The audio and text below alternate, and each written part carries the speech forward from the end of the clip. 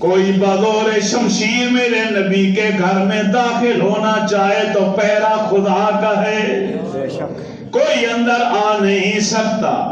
معلوم ہوا بغور شمشیر طاقت کے بلبوتے پر کوئی نبی کے گھر کے اندر داخل ہونا چاہے تو داخل نہیں ہو سکتا۔ ارے جو بھی جائے گا میرے نبی کی محبت میں مولا علی کی اجازت سے، آنا مدینۃ العلم وعلی بابھا، میں علم کا شہر علی دروازہ، میں گھر ہوں بیت و حکمت و دانائی کا، آنا دار الحکمت و علی بابھا، اور علی اس کا دروازہ ہے۔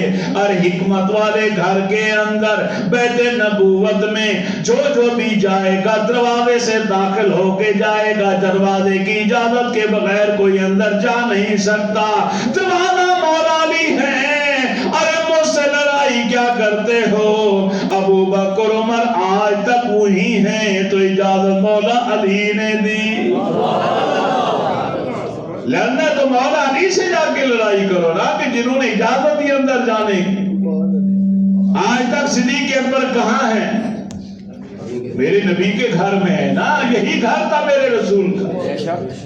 اما عائشہ صدیقہ عفیفہ رضی اللہ تعالیٰ عنہ اسی گھر میں رہتی، اور نبی کے لیے قید اور قانون ہے کہ نبی کا جب وصال ہوتا ہے جس مکان اور کمرے کے اندر، وہیں پر ان کو دفنایا جاتا۔ آپ ایام علالت کے آخری دنوں میں آپ ام المومنین حضرت عائشہ صدیقہ رضی اللہ تعالیٰ عنہ کے حجرہ میں تشریف لائے، اور یہیں آپ اپنے پردہ پوشی فرمائے، یہیں پر آپ کا مزار مبارک بنا۔ اور ایک دن صحابہ کہتے ہیں نبی علیہ السلام مسجد نبی شریف کے اندر آئے تو آپ کے دائیں طرف ابو بکر تھے، بائیں طرف عمر تھا، اور آپ نے دونوں کا ہاتھ پکڑا ہوا تھا۔ اس ہاتھ سے ابو بکر کا ہاتھ پکڑا ہوا تھا، اور اس ہاتھ سے حضرت عمر کا ہاتھ پکڑا ہوا۔ اب صحابہ سامنے دیکھ کے منظر حیران ہو گئے، اور اللہ کے نبی نے ارشاد فرمایا ہاکذا نبعث یوم القیامہ، اے صحابہ جس طرح ہم آج تمہارے سامنے آ رہے ہیں نا، میں ان کا ہاتھ پکڑ کے آؤں، قیامت والے دن بھی اسی طرح ہم اٹھ کر آئیں۔ ہاکذا نبعث یوم القیامہ، حدیث کی کتابیں اٹھائیے، اسی طرح ہاکذا، اسی طرح نبعث، ہم اٹھائے جائیں گے یوم القیامہ، قیامت والے دن۔ مولا علی المرتضی شیر خدا حیدر کرار رضی اللہ تعالیٰ عنہ نے ساری رات بستر نبوت پر گزاری۔ خود امام الانبیاء کو جبریل نے آگے اطلاع دی، یا رسول اللہ، اللہ فرماتے ابو بکر کے گھر جائیے، اسے ساتھ لے کر جبل ثور ہجرت فرمائے۔ اے جبریل باہر تو سارے کافر مشرک کھڑے، میرے گھر کو گھیرے میں لے کر۔ جبریل عرض کرتے ہیں یا رسول اللہ، اللہ فرماتے اپنے گھر کے اندر سے مٹی کی ایک مٹھی بھر کر پھینک دیجئے شاہات الوجوہ کہہ کر۔ اے جبریل، ارے دروازے بند ہیں، کھڑکیاں روشندان نہیں، مٹی اٹھا کر پھینکوں گا تو باہر کیسے جائے گی؟ اگر جائے گی تو سامنے پھینکوں گا، سامنے والے اندھے ہوں گے، دائیں بائیں والے، شمال جنوب اور مغرب والے، ان کا کیا بنے گا؟ جبریل عرض کر دے یا رسول اللہ، اللہ فرماتا یہ تدبیر میرے محبوب سے کہہ دیجئے کر لیں، مٹی کو پھینکنا آپ کا کام، آپ کے گھر سے باہر نکالنا، چاروں طرف پھیلانا، آندھی طوفان بنا کر ہر کافر کی آنکھوں کو اندھا کرنا، یہ میرا کام ہوگا۔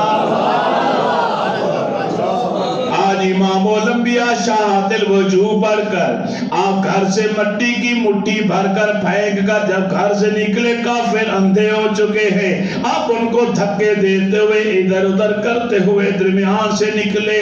ارے دیکھو دیکھو امام الانبیاء کہاں جا رہے؟ یہ تو اسی راستے پر جا رہے جو راستہ ابو بکر کے گھر کی جانب جاتا ہے۔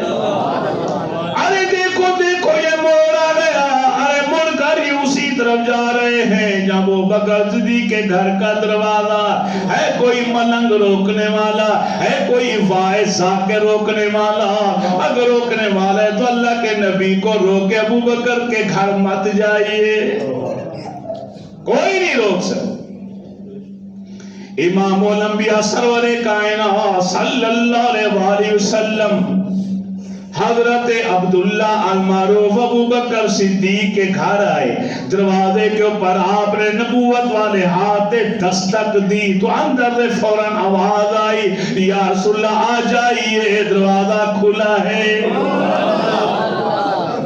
دروازہ بند نہیں تھا کنڈی لگی ہوئی نہیں تھی گٹری سامان کی بندی ہوئی ابو بکر تیار بیٹھے اے ابو بکر کیا ہوا تجھے کیسے پتا چلا کہ میں آ رہا ہوں اور تمہیں کو رفیق سفر بناؤں گا یا رسول اللہ یہ آج کی بات نہیں یہ تو کافی عرصہ پہلے کی بات ہے باتوں میں آپ کی زبان رسالت جملے نکلے تھے اے ابو بکر ایک رات ایسی آئے گی مجھے ہجرت کر کے مکہ چھوڑ کے جانا پڑے گا اور جانتے ہو میرا رفیق سفر کون ہوگا وہ تم ہی ہوں گے یا رسول اللہ اس رات سے لے کر آج تک ہر آنے والی رات میں آپ کا انتظار کرتا ہوں سامان باندھ کے رکھتا ہوں دروازہ کھلا رکھتا ہوں تاکہ میرے رسول کو دستک دینے اور انتظار کرنے کی زحمت بھی نہ اٹھانی پڑ جائے فوری طور پر آپ کی بیٹی حضرت اسماء جو سب سے بڑی بیٹی ہیں حضرت اسماء رضی اللہ تعالی عنہا انہوں نے فوری طور پر کھانے پینے کا جو ضروری بندوبست جلدی ہو سکتا تھا وہ کی اور کرنے کے بعد ایک برتن نظر آیا کھلے منہ والا اس کے اندر ڈال اب اس کا ڈھکن نظر نہیں آ رہا کہ اس کو بند کیسے کرو فوری طور پر اپنی چادر کو لیا اس کے 2 ٹکڑے کیے اور اس کا منہ باندھ نبی علیہ السلام نے جب یہ منظر دیکھا تو فرمایا ذات النطاقین اے اپنی چادر کے 2 ٹکڑے کرنے والی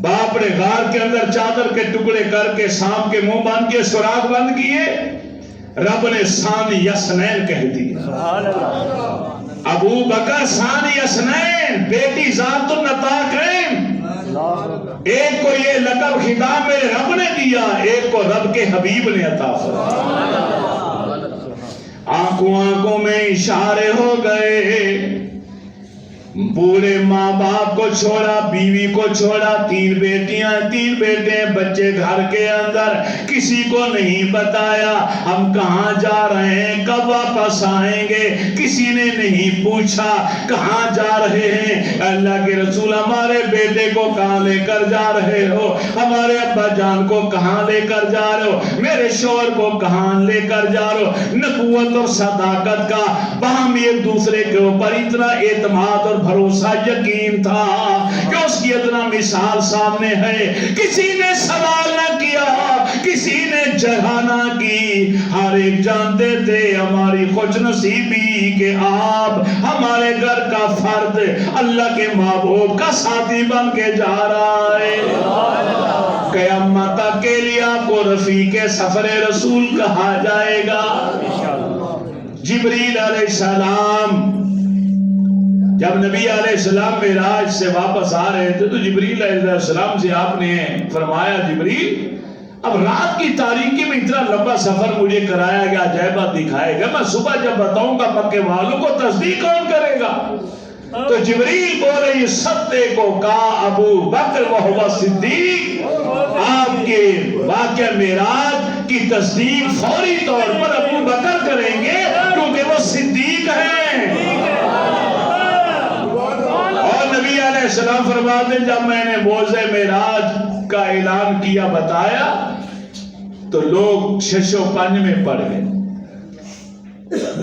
سوچنے پر مجبور ہو گئے سوال و جواب کرنے پہ لگے سوائے ابو بکر جب اسے پتا چلا کافر دوڑے دوڑے چلے صدیق اکبر کے دروازے پر ہماری عقل نہیں مانتے ابو بکر کیسے مانیں گے یہی وقت ہے نبی کو صدیق سے الگ کرنے کا یہی وقت ہے صدیق اکبر کی چوکھٹ پر آئے, دروازے پر دستک دی, ابو بکر صدیق پائے. آپ بولو کیا ہوا؟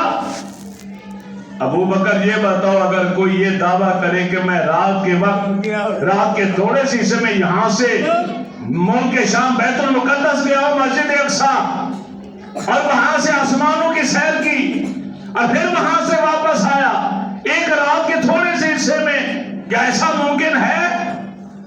آپ نے فرمایا یہ تو پہلے بتاؤ کہ دعویٰ کس نے کیا؟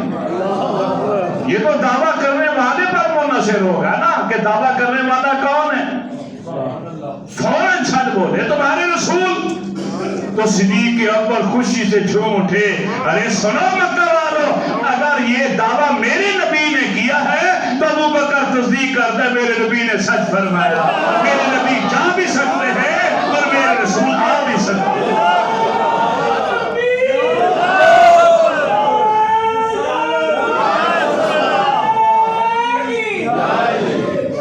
یہ کہہ کر جبریل امین ادھر سے آگ سے نیچے آ رہے ہیں, ادھر ابو بکر صدیق میرے نبی کی طرف دوڑے چلے ہیں. ادھر صدیق اکبر ابھی نہیں پہنچے, جبریل پہلے آ. اللہ کا سلام پہنچا ہے کہ اللہ فرماتا ہے ابو بکر آ رہے, آپ کے موعظے معراج کی تصدیق کر کے آ رہے. آپ سے سوال و جواب نہیں, آپ سے ملاقات نہیں, کافروں سے سنا اس نے اور تصدیق کر دی. وہ صدیق ہے. جب وہ آئے تو رب فرماتے میرا بھی سلام کہے. کیا کہنے میرے نبی کے غلاموں کے کہ جن کو دنیا کے اندر سلام میرا رب جن کے نام ہے. تمہیں ان کی صداقت میں شک ہے, تمہیں شرم نہیں آتی؟ تم صدیق اکبر کی صداقت پر اعتراض کرتے ہو, تنقید کرتے ہو, جس نے سب کچھ اسلام کے نام وقف کر دیا, اسی کے اوپر اعتراض کرتے ہو. معاذ اللہ.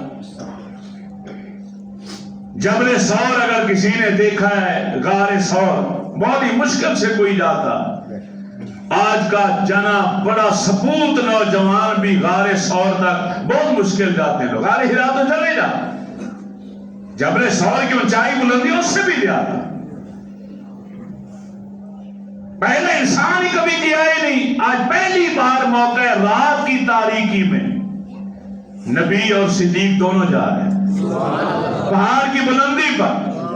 اچانک صدیق اکبر نے دیکھا کہ میرے نبی کو اوپر چلتے ہوئے آپ کے پائے اقدس میں تکلیف ہو رہے, نکیلے پتھر ہے, کوئی راستہ تو بنا ہوا تھا نہیں. صدیق اکبر کہتے ہیں یا رسول اللہ سوار ہو جائیں.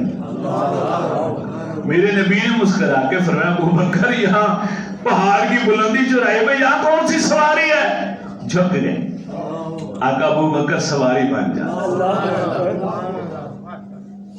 ارے تنقید کرتے ہوئے تجھے شرم نہ آئی جب تو شان بیان کرتا ہے کہ مولا علی کی شان ہے کہ نبی کے کندھوں پر سوار ہوئے, خاتون جنت کی بڑی شان نبی کے کندھوں پر سوار ہوئی, امام حسن بڑی شان والے نام مصطفیٰ کے کندھوں پر بیٹھے, امام حسین بڑی شان والے نبی کے کندھوں پر بیٹھے. میں بھی مانتا ہوں بڑی شان والے ہیں, مگر یہ بھی تو بتانا دنیا والوں کو کہ نبی جس پر سوار ہوا اس کی کیا شان ہوگی.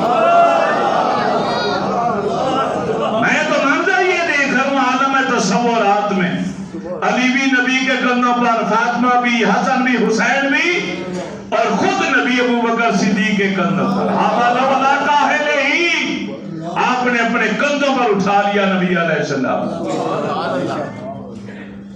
عمر زیادہ ہو چکی کیونکہ 37 سال کی عمر میں تو کلمہ پڑھا تھا. پہاڑ کی اونچائی پہ چڑھتے جا رہے, کہیں رکے نہیں. انہوں نے ہاتھ کھڑا کیا کہ میں گیا ہوں, تے پوچھئے کہ جبل ثور غار ثور تک پہنچتے کتنی بار انسان اپنی سانسیں درست کرتا, وقفہ لیتا ہے, پانی پیتا, پھر طاقت بحال ہوتی ہے, پھر چلتا ہے, پھر بیٹھتا ہے, پھر چلتا ہے, پھر بیٹھتا ہے, پھر چلتا. لیکن رات کی تاریکی میں صدیق اکبر کا جنون اور عشق اتنا تھا کہ صداقت, ارے تو قیامت تک روتا رہے گا کہ پہلا نمبر لے گیا ابو بکر, ارے تو پہلے نمبر کی بات کرتا ہے, اور میں نے ہجرت کی رات یہ دیکھ رہا ہوں کہ ابو بکر تو نبوت کو اٹھا کر لے کر جا رہا, وہ خلافت کی بات کرتا ہے, وہ نبوت کو لے کے جا رہے. غار تک پہنچے, حضرت عمر فاروق رضی اللہ تعالی عنہ رو کر کہتے ہیں کہ ابو بکر صدیق کا مقابلہ ہم میں سے کوئی نہیں کر سکتا. نبی علیہ السلام کی گود بنی ہوئی تھی. نبی علیہ ام المومن حضرت عائشہ صدیقہ کی جھولی میرے نبی نے اپنا سر اقدس ان کی ران پہ رکھا ہوا تھا. 14ویں کا چاند آسمان پر تھا, تارے جگمگ کر رہے تھے. اما عائشہ صدیقہ فیما رضی اللہ تعالی عنہ اپنی انگلیوں سے نبی علیہ السلام کی زلفوں میں انگلیاں ڈال کے سر کھجلا رہی تھی. سکون مل رہا تھا. اچانک تمام مسلمانوں کی ماں کی زبان پر سوال آیا, یا رسول اللہ صلی اللہ علیہ وسلم, کیا آپ کی امت میں سے کوئی ایسا بھی ہے جس کے نیک اعمال آسمان کے تاروں کے برابر ہوں؟ آج کے مولوی کے بقول تو اللہ کے نبی کو یہ کہنا چاہیے تھا, اے عائشہ میں تو غیب کا علم نہیں جانتا, کچھ امتی میرے سامنے, کچھ میرے بعد آئیں گے, کچھ قیامت تک آئیں گے, پوری دنیا میں پھیل جائیں گے, میں ان کے اعمال کے بارے میں کیا جانوں, مجھے تو علم نہیں. بلکہ میرے رسول نے مسکرا کے فرمایا, فوراً فرمایا, ہاں میرا غلام عمر بن خطاب ایسا ہے جس کی نیکیاں آسمان کے تاروں کے برابر. حالانکہ عمر فاروق نے ابھی کلمہ پڑھا, ابھی کوئی زیادہ عرصہ نہیں ہوا. کچھ اعمال میرے نبی کے سامنے کیے, کچھ رات کے بعد اپنے گھر کے اندر کرتے تھے, کچھ نبی کی پردہ پوشی کے بعد کریں گے, زمانے خلافت میں کریں گے, صدیق اکبر کے بعد خلیفہ بنیں گے. وہ تو بڑا عرصہ بعد میں بھی حیات اور زندہ رہیں گے دنیا کے اندر ظاہری حیات میں. مگر میرے نبی اپنے امتی کی عمروں کو, ان کے اعمال کو, ان کی موت کے انجام تک کو جانتے. یہ وہ علم ہے جو میرے اللہ نے عطا فرمایا. علم عطائی, اللہ کا علم ذاتی, نبی کا علم عطائی. فرمایا عمر. اب اما صدیقہ ایسا سے پوچھتی ہیں ذرا دکھی ہو کر, یا رسول اللہ پھر میرے ابا جان ابو بکر صدیق کہاں جائیں؟ میرے نبی نے فرمایا, عائشہ گھبراؤ نہیں, عمر کی ساری زندگی کی نیکیاں ایک طرف, تمہارے ابا جان کی غار والی نیکی ایک طرف. اور وہ نیکی کیا تھی؟ حضرت عمر فرمایا کرتے تھے کہ ویران غار ہے, پتہ نہیں کون سا موذی جانور یہاں پہ پلتا رہتا. صدیق کے اوپر جب غار کے دہانے پر منہ پر پہنچے تو عرض کر دیا, رسول اللہ پیغام دیا ہے, صدیق علامہ یا رسول اللہ, اللہ کے رسول یہیں ٹھہریے, آپ اندر مت جائیے. مخالفین نے اپنی کتابوں میں یہ جملے لکھے, سرکار یہیں ٹھہری, آپ نہ جائیے, میں جاتا ہوں. ہو سکتا ہے کہ کوئی موذی جانور اندر بیٹھا ہو, وہ مجھے جا سلے گا, مجھے موت آ جائے گی, کیا ہوگا؟ ایک ابو بکر ہی تو چلا جائے گا نا, آپ کو تو کچھ نہیں ہوگا. لیکن رسول اگر آپ چلے گئے تو پوری امت کا کیا بنے؟ آپ مت جائیے. اللہ کے نبی کو روکا, اور میں یہ منظر دیکھ رہا ہوں, فاران کی چوٹی پر پہلے نبی ہیں بعد میں صدیق ہیں, میدان بدر میں پہلے نبی ہے بعد میں صدیق ہیں, میدان احد میں پہلے نبی ہے بعد میں صدیق ہیں.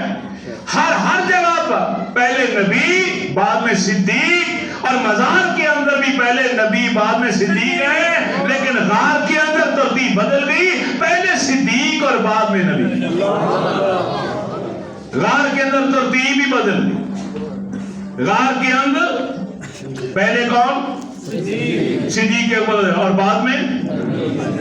یہ اشارہ تھا, تمہارا دل بھی غار کی مانند ہے, اس میں نبی کا عشق اس وقت تک نہیں آئے گا جب تک ابو بکر صدیق کا پیار نہیں آئے گا. اس دل کے غار میں بھی اگر تم نبی کے عاشق بننا چاہتے ہو تو پہلے نبی کے یاروں کا پیار لے کر آؤ, نبی کے صحابہ کا پیار لے کر آؤ. ابو بکر صدیق کا اس غار کے اندر پیار پہلے ہوگا تو پھر نبی کا پیار آئے.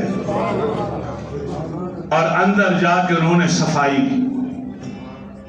خشک ویران پہاڑ کی چوٹی پر جب صفائی مکمل ہو گئی تو محسوس ہوا سوراخ ہے. اپنی چادر کے ٹکڑے کی، سارے سوراخ بند کیے، 2 سوراخ رہ گئے، وہاں اپنی اینٹیاں رکھ دی۔ آج کہتے ہیں انزل یا رسول اللہ، یا رسول اللہ آپ تشریف لے آئیے۔ نبی علیہ السلام آئے اور عرض کرتے ہیں صدیق اکبر، یا رسول اللہ میں نے 2 سوراخ ان کو بند کر لیا اپنے پاؤں کے ذریعے، اب ایسا کیجیے آپ تھکے ہوں،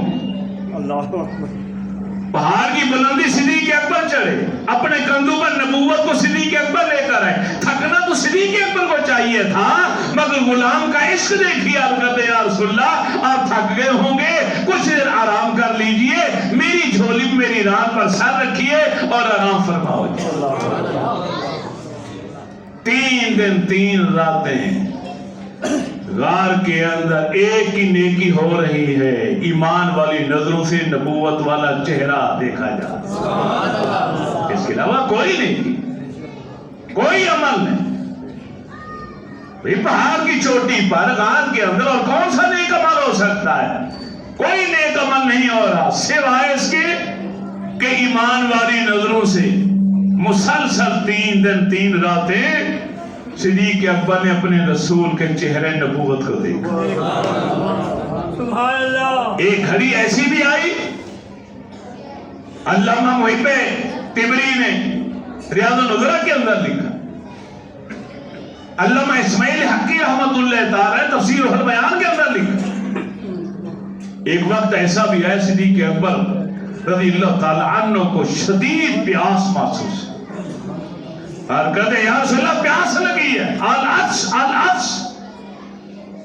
تو میرے رسول نے وہاں یہ نہیں فرمایا ابو بکر مجھے کندھوں پر اٹھا کر تم یہاں لائے ہو، تم جانتے ہو پہاڑ ہے، یہ پہاڑ کی چوٹی ہے، پہاڑ کی چوٹی پر غار ہے، غار کی صفائی تم نے کی، اب یہاں پانی مانگ رہے ہو، پانی کہاں سے آئے گا؟ میں کہاں سے لا کے دوں گا تمہیں؟ یہاں پانی کہاں سے آئے گا؟ نہیں، میرے نبی نے یہ نہیں فرمایا۔ اور صدیق اکبر کے یہ سوال کہ سرکار پیاس لگی ہے پانی چاہیے، یہ حکمت سے خالی نہیں تھا، اس میں حکمت یہ تھی کہ پہاڑ ہے، پہاڑ کی چوٹی ہے، پانی نہیں میں جانتا ہوں، لیکن میرا عقیدہ یہ ہے جس رسول کو کندھوں پر بٹھا کر لایا ہو، یہ چاہیں تو پانی یہاں پر بھی آ سکتا ہے۔ یہ عقیدہ تھا صدیق اکبر رضی اللہ تعالیٰ عنہ۔ اور میرے رسول نے فرمایا یا ابا بکر اذهب الى صدر الغار فاجرب، اے ابو بکر اٹھو، تمہارے پیچھے غار کے درمیان میں پانی ہے، جا کر پی لو۔ یہ نہیں کہا سرکار صفائی تو میں نے کی، یہاں تو پانی تھا ہی نہیں، اب کہاں سے آ گیا؟ نہیں، صحابی رسول ہے، پکا ایمان ہے کہ میرے نبی نے کہہ دیا اور یہ ہو گیا۔ آپ فرماتے میں آیا، فانطلقت فشربت، آیا میں نے پانی پیا، حیرت الماء میں نے پانی پیا، احلا من العسل وابیض من اللبن وازکا رائحۃ من المسک، جو پانی میں پی رہا تھا وہ دودھ سے زیادہ سفید، مشک و عنبر سے زیادہ خوشبودار، احلا من العسل، اور شہد سے زیادہ میٹھا تھا۔ وہ پانی میں نے پی، سیر ہو کر جب میں واپس آیا فرمایا ابو بکر پانی سیر ہو کر پیا یا رسول اللہ پی لیا؟ پیٹ بھر کے پی لیا، کیا بچ گئی؟ ابو بکر پوچھو گے نہیں کہ یہ پانی آیا کہاں سے؟ اگر یا رسول اللہ پھر آپ ہی بتا دیجیے۔ فرمایا جب تم نے پیاس کہا کہ مجھے پیاس لگی، اسی لمحے میں نے رب کی بارگاہ میں اشاروں میں عرض کیا مولا میں تیرا محبوب ہوں، یہ میرا محبوب، اسے پیاس لگی۔ اللہ نے جنت کے نہروں کے فرشتے کا جو صدر فرشتہ ہے اسے حکم دیا کہ جنت سے نہر کھود کر غار تک پہنچا دو۔ ابو بکر تو دنیا میں واحد خوش نصیب انسان ہے کہ جس نے جنتی پانی پیا ہے، یہ دنیاوی نہیں تھا، جنت کا پانی تھا، جنت سے نہر لے کر آئے صدر فرشتہ نہروں کا۔ جب اتنا سنا تو عرض کرتے ہیں والیا عند اللہ منزل، یا رسول اللہ کیا اللہ کی بارگاہ میں میرا اتنا مقام ہے کہ اللہ نے میری خاطر، میری پیاس کی خاطر فرشتے حکم دی کہ جنت سے نہر کھدوا کے یہاں تک پانی مہیا کر دیا؟ آپ نے فرمایا نام افضل، ہاں بلکہ اس سے بھی کہیں زیادہ۔ اور آپ نے پھر ارشاد فرمایا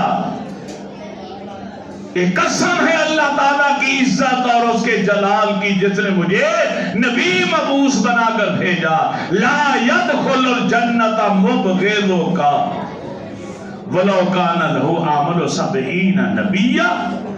اگر کوئی شخص دنیا کے اندر 70 نبیوں کے نیک اعمال کے برابر بھی اعمال لے کر آ جائے، اگر اس کے دل میں اے ابو بکر تیرا بغض ہوگا وہ جنت میں نہیں جا سکتا۔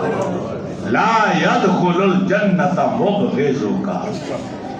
آج کئی مفکر بنے پھرتے ہیں، اسلام کے مبلغ بنے پھرتے ہیں اور جگہ جگہ لوگوں کو فرق لاتے ہیں، جال بچھا رکھا ہے۔ ارے عقیدے کی بات مت کرو، مسلک کی بات مت کرو، تفرقہ بازی پھیلتی ہے، نہ یہ باتیں نہ کرو، عمل کی بات، عمل سے زندگی بنتی ہے۔ یہ جال ہے جو انہوں نے پھیلایا، عمل نہیں۔ یا ایھا الذین آمنوا وعملوا الصالحات، جگہ جگہ قرآن میں اللہ فرماتا ہے ایمان آئے لوگوں پہلے ایمان لاؤ بعد میں نیک عمل کرو۔ تو ایمان عقیدے کا نام ہے، عقیدہ مقدم ہے، عمل مؤخر ہے۔ عمل کا سلسلہ بعد میں ہوگا، پہلے عقیدہ دیکھا جائے گا۔ اگر عقیدہ درست نہیں، اللہ کے بارے میں، نبیوں کے بارے میں، کتابوں کے بارے میں، نبی کی آل و صحاب کے بارے میں اگر عقیدہ درست نہیں تو تمہارے عمل 70 نبیوں کے اعمال کے برابر بھی اکٹھے ہو جائے تو ہم جنت کی خوشبو بھی نہیں سونگھ سکتے۔ جنت میں جانا تو دور کی بات، انشاءاللہ یہیں سے اگلے جمعے کو ہم گفتگو کو پھر آگے جاری